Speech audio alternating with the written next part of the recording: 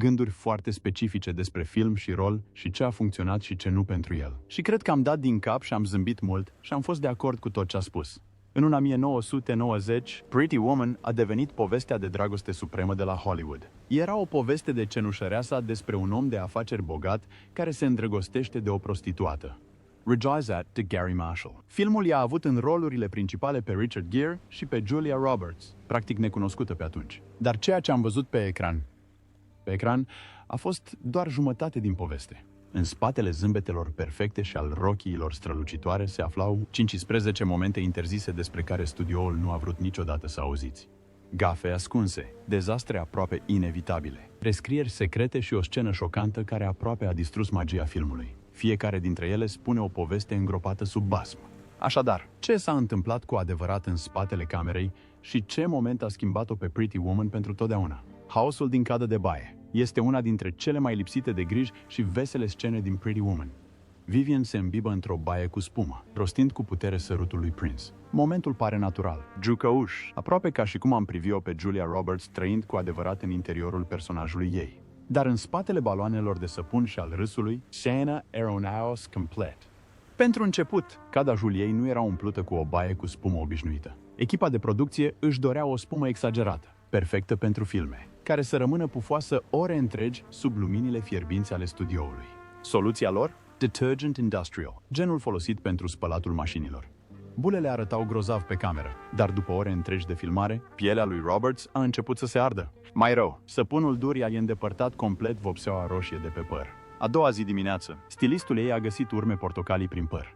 Întreaga echipă a trebuit să oprească producția pentru ca părul ei să poată fi revopsit înainte de continuarea filmărilor. Și apoi a urmat farsa pentru care nimeni nu a pregătit-o.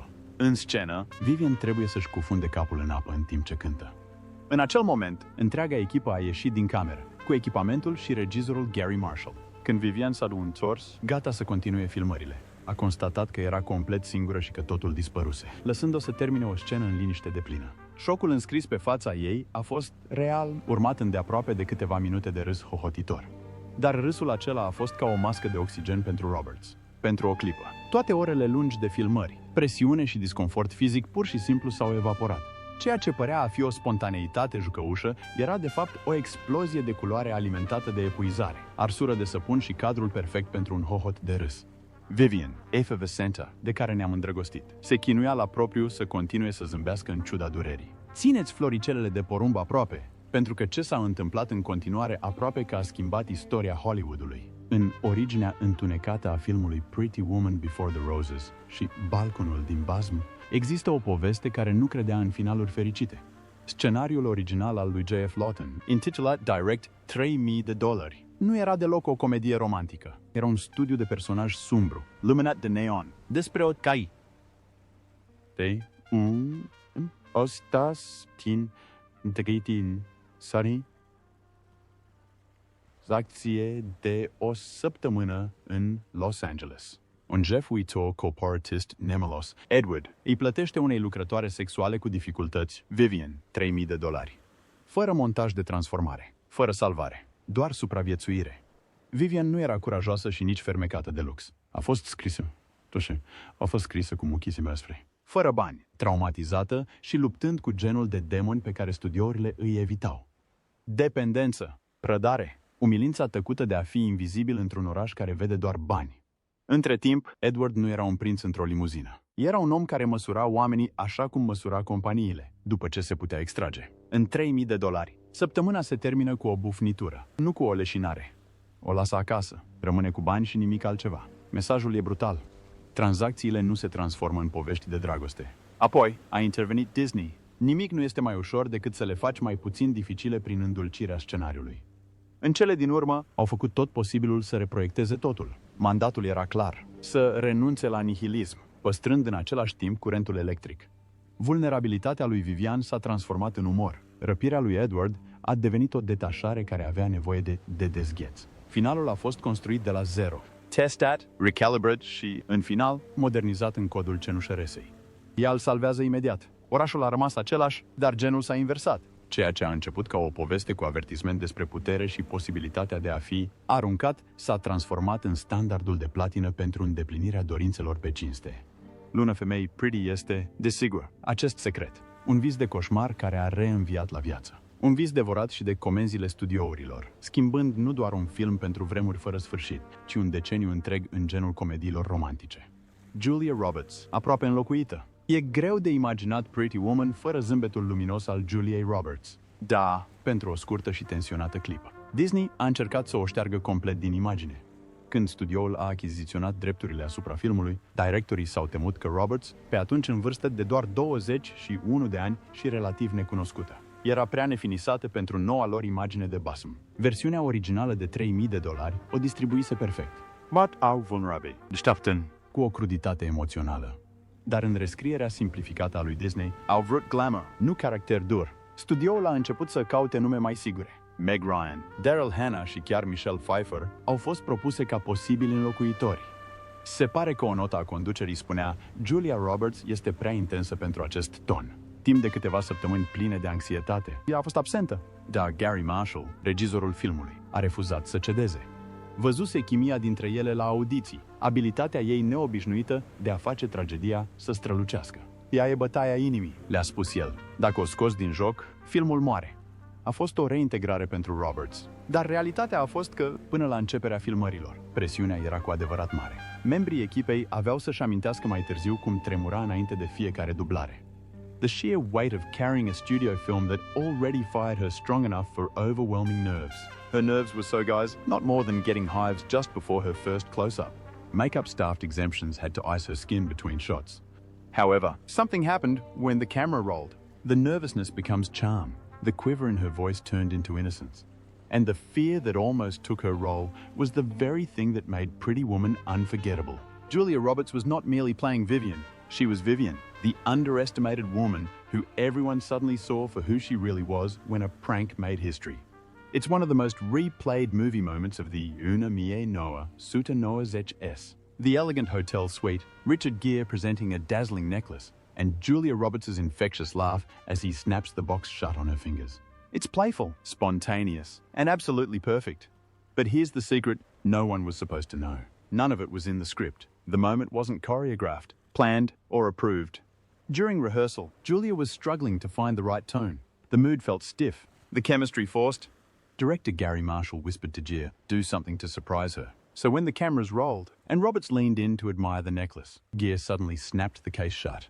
Her gasp and laughter weren't acting. They were pure shock. It made sounds of laughter from the crew while filming. Marshall shouted, "Cut! That's it! That's the take!" The chance explosion of laughter has turned into one of cinema's greatest ever romantic gestures. A testimony that the best moments cannot be stage managed, but in laughter among. There was something deeper still that never reached the audience. The necklace itself was not a prop, but jewelry. It was over $250,000 worth of Fred Joly design. An item sent for the set under the vigilant watch of two armed guards who never turned their gaze away from it. Each time Gere would hold the box, a jeweler's representative would crouch off camera, hawk-like, watching. If it fell, production would have been stopped in an instant. So that flick moment in the box was meant for some harmless prank, but it turned into a most dangerous gamble. A single false move would have had the studio down $250,000. It turned out into Hollywood magic, though. Just one unscripted second in a slick fantasy turned real, human, and unforgettable. The nervous star, Julia Roberts, radiated confidence on screen, but behind the camera, she was anything but calm. She was suddenly the lead in a major studio film, a project that had already been rewritten, recast, and reshaped multiple times. For Roberts, it was exhilarating and terrifying in equal measure. Crew members recalled that, before nearly every romantic or emotionally charged scene, she would start shaking. Her hands trembled so much that she had to hold props with both of them to keep steady.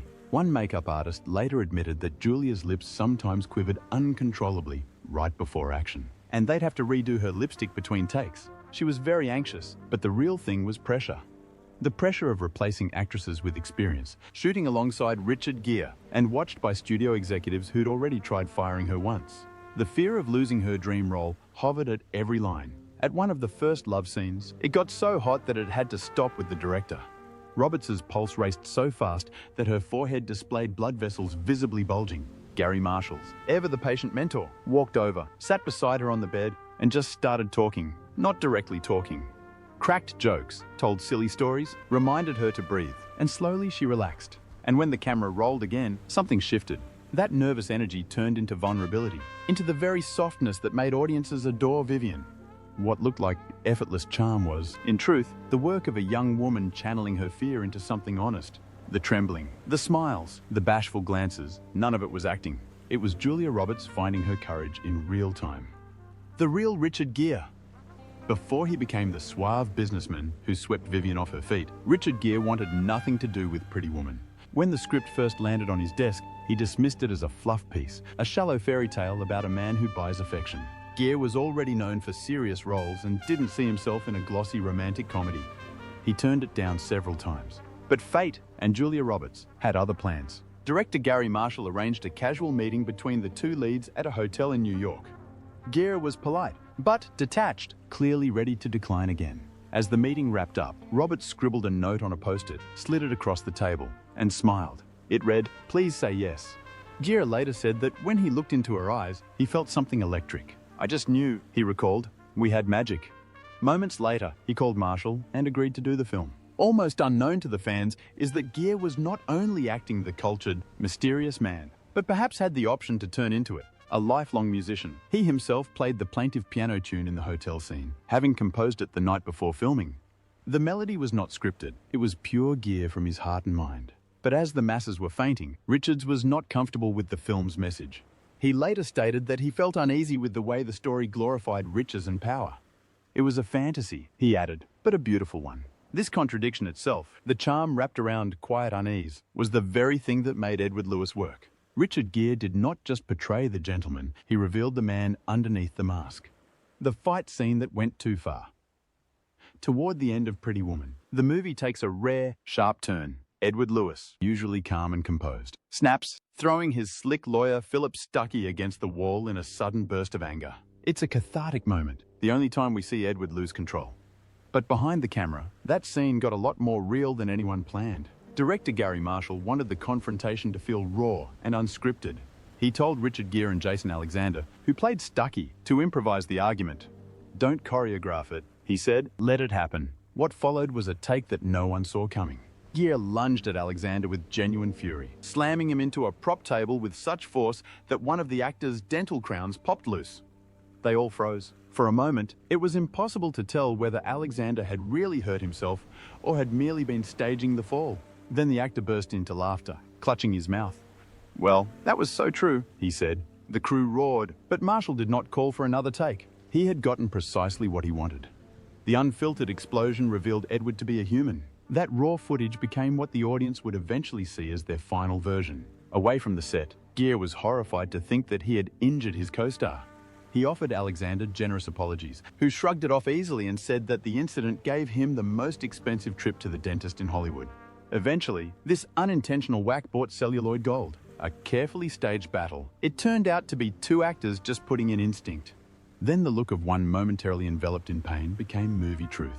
Ironically, the most violent scene in Pretty Woman ended up being the most honest. The dangerous set secrets. For a film remembered for its glossy charm and effortless romance, the set of Pretty Woman was anything but safe. Behind those perfect Beverly Hills backdrops were moments of near disaster. Scenes that could have gone terribly wrong. Take the driving scenes. For instance, when Vivian takes the wheel of Edward's sleek Lotus, the carefree energy feels infectious. But what the audience never saw was that Julia Roberts barely knew how to drive. She'd mentioned it during rehearsals, but Gary Marshall wanted authenticity. "We'll keep it slow," he said. Instead, the narrow streets of Hollywood Boulevard turned into a gauntlet. Roberts stalled the car repeatedly, jumped curbs, and at one point nearly clipped a parked limousine. Crew members were quietly stationed off camera, ready to grab the wheel if things went wrong. The car carries with it a story in its own right. Porsche and Ferrari had both refused to lend cars for the shoot because the adult themes would tarnish their respective reputations. They walked away, reopening the door to Lotus, a brand at the time struggling for relevance, which offered its silverer spirit. With the success of Pretty Woman, Lotus saw its sales triple around the world, so the gamble paid off. In another instance, during location shooting, some places were shot without proper permits, with a quick setup done as crews fled before police and bystanders gathered. Julia quipped, "Half our movie got filmed while running away." While Rodeo Drive may seem glamorous, the film was tortured shot by shot in a guerrilla fashion and straddled the very edge of chaos. Yet, somehow, it worked. dangerous, improvising, feeling the rush. All of that powered Pretty Woman forward. The shiny magic of the film was not made in peace. It was chiseled from between the rocks of risk. Almost every time, hold on tight, what comes next didn't just break hearts. It broke Disney's rulebook. Deleted and hidden scenes. The Pretty Woman we know, a polished, heartwarming fantasy, was built on the ashes of a much darker story. And while Disney's rewrite lightened the tone, not everything made it to the final cut. Entire scenes were shot, edited, and then quietly buried. Too raw, too somber, or simply too real for the version the studio wanted to sell. Among the most haunting lost moments was a scene showing Vivian's addiction. In J.F. Lawton's original script, she was a struggling addict who used substances to escape the brutality of her world. Julia Roberts filmed an early version of this, sitting alone in her apartment, counting crumpled bills beside a flickering TV. It was powerful, but Disney executives thought it slayed the magic. The footage was scrapped, replaced by the now iconic bubble bath montage that made Vivian seem hopeful, not broken. Another deleted sequence had Edward coldly telling Vivian to leave after their week together. Vivian returns to her small apartment, still carrying the $3,000 in cash, realizing she is being paid to go away. That story originally ended there, in a tragic full circle. Test audiences, however, hated it. They didn't want down to earth, they wanted redemption. Disney buried the footage right away and demanded a rewrite. Other small cuts went missing. 2. An alternate shopping scene in which Vivian is humiliated more deeply, and an extended argument in which Edward comes off more poorly. The studio called those edits tone corrections, but to any crew members on set, they were overwritten truth, the last vestiges of a story. Pretty Woman was never allowed to become. Behind every laugh and love scene lies an untold reel, hidden deep in the vaults of Disney, preserving the movie's forbidden heart. The poster scandal. It's one of the most recognizable movie posters in Hollywood history. Julia Roberts, in a black mini dress and thigh-high boot, leaning playfully back-to-back with Richard Gere in his sharp grey suit. The tagline, she walked off the street into his life and stole his heart. But what audiences didn't know was that the image selling the fantasy wasn't entirely real. In fact, that's not Julia Roberts' body at all. When the marketing team began designing the poster, they wanted something sleek and symmetrical. The photos from the actual shoot, however, didn't fit the aesthetic they envisioned. So they brought in Donna Scoggins, a professional body double, to pose in Roberts' place. Her legs, torso, and stance were used for the final image. Then Julia's smiling face was seamlessly edited on top. Not that even he, Richard Gere, was spared from digital surgery.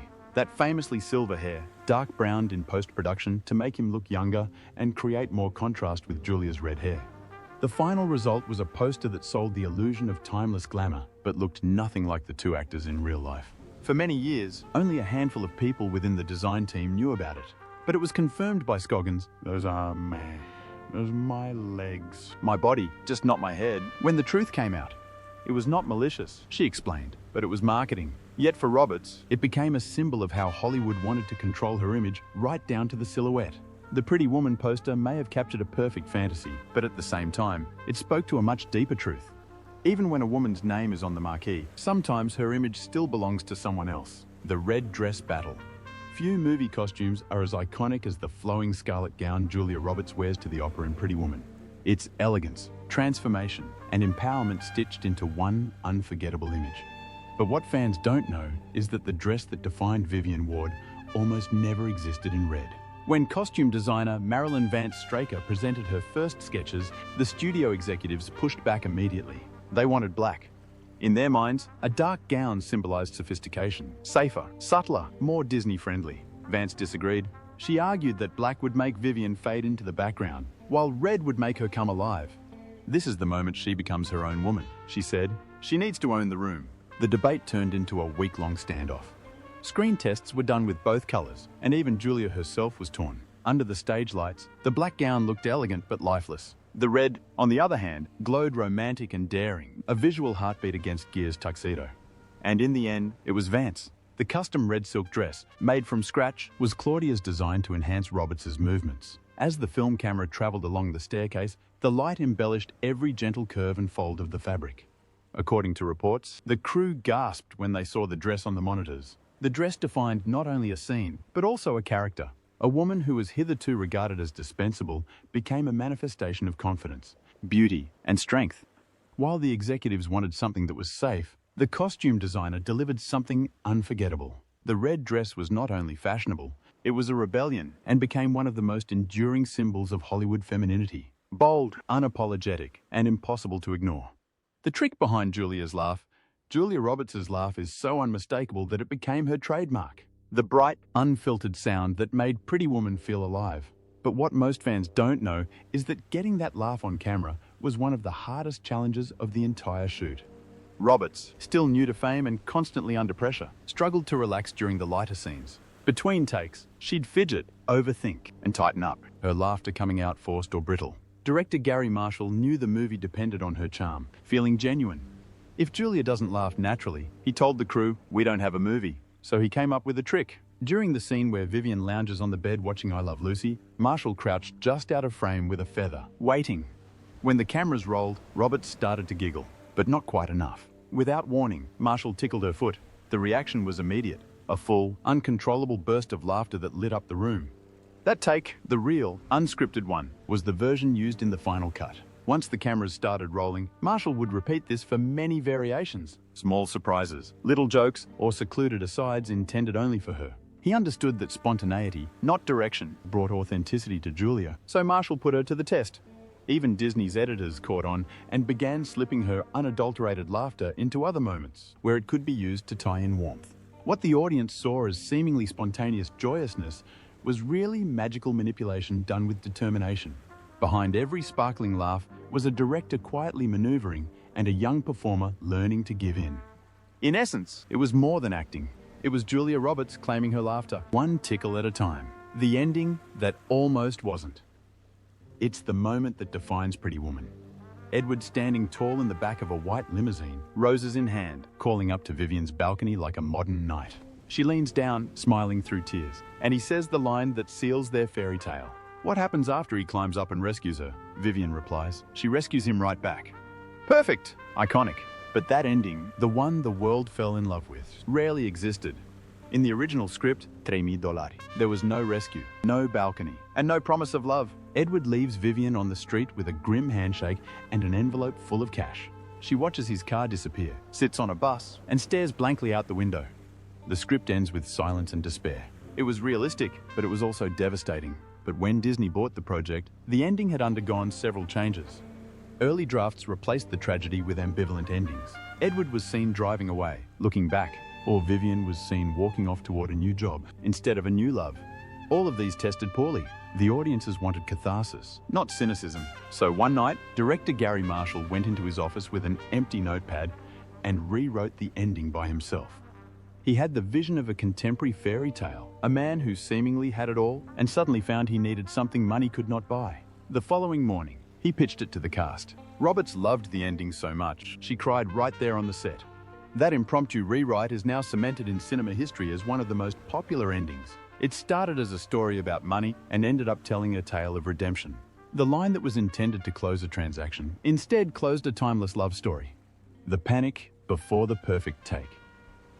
Not every piece of Pretty Woman magic came from laughter. Some of it came from sheer endurance. Julia Roberts, though radiant on screen, faced a battle few knew about. On set, panic attacks that struck without warning. During the middle of filming, the pressure of carrying a multi-million-dollar production began taking its toll. Crew members recalled moments when Roberts would shake, her breathing shallow, her hands clutching her chest, just before action. Director Gary Marshall quickly realized that Julia's biggest obstacle wasn't acting, it was anxiety. He began adjusting the entire filming schedule to ease her mind. Scenes that demanded close-ups or emotional intensity were shot after lighter takes to help her stay grounded. During one pivotal scene, when Roberts froze mid-line, Marshall didn't shout, "Cut!" Instead, he sat beside her, took her hand, and said quietly, "We can wait." That pause changed the day. Roberts reset, took a deep breath, and delivered one of the most moving moments in the film. Her vulnerability no longer a weakness, but the movie's emotional core. From that moment on, the entire crew rallied around her, treating every scene as a delicate balance between performance and protection. Each take became less about perfection and more about trust. An unspoken rule came into play during the production: protect Julia's serenity, protect the film. Disney executives, some of the most ruthless micromanagers, were ordered off the set whenever things were heavy for her. The end of the shooting found panic in its final throes, and confidence started to flourish. What audiences perceived as Vivian's charm and fragility was not merely acting, but Julia channeling her terrified state into something agonizingly real. Behind all the glimmer and the smiles was a woman fighting for poise and winning. Brace yourself. The next revelation turned a Hollywood gamble into a global storm. The global shockwave. When Pretty Woman premiered in March 1990, no one, not even Disney, expected the tidal wave that was coming. It was supposed to be a modest romantic comedy, a gamble to see if audiences would embrace a modern-day Cinderella story. Instead, it became a global phenomenon, redefining what Hollywood thought a love story could be. The film grossed $464 million worldwide, a staggering number for its time. For comparison, that was more than Die Hard, Doy, and Home Alone combined. It stayed in theaters for months, powered by word of mouth and repeat viewings. Couples saw it on date nights, friends went in groups, and even cynics who dismissed it as fluff couldn't deny its magnetic charm. The critics have joined the ranks of being equally amazed, again hailing Julia Roberts' very brilliant performance as the next big thing and America's new sweetheart. The actress broke the record for winning a Golden Globe as Best Actress, giving competition to Meryl Streep and Demi Moore. And on her way to her second nomination for the Academy Award, she won all this before the year's end of being 203. Overnight, the would-be star became the highest-paid actress in Hollywood, taking home millions for each film. The shockwaves, in other words, had not only hit the shores of America, the film has penetrated almost every corner of Europe, Asia, and Latin America. In Japan, fans lined up outside theaters dressed as Vivian, clutching red roses. The Italian fashion houses saw spikes in sales of their red dresses. Pretty Woman changed the terms of the game that one must die to enter the hotly contested world of romantic comedy. And that's the untold story behind the Cincis Prosecchi forbidden scenes from Pretty Woman. The secrets, accidents, and chaos that made movie magic. Which moment surprised you the most? Let us know in the comments below. If you enjoyed this deep dive into Hollywood's hidden stories, make sure to like, subscribe, and hit the bell icon so you never miss what's next. Thanks for watching, and don't go anywhere. The next video on your screen is one you won't want to miss.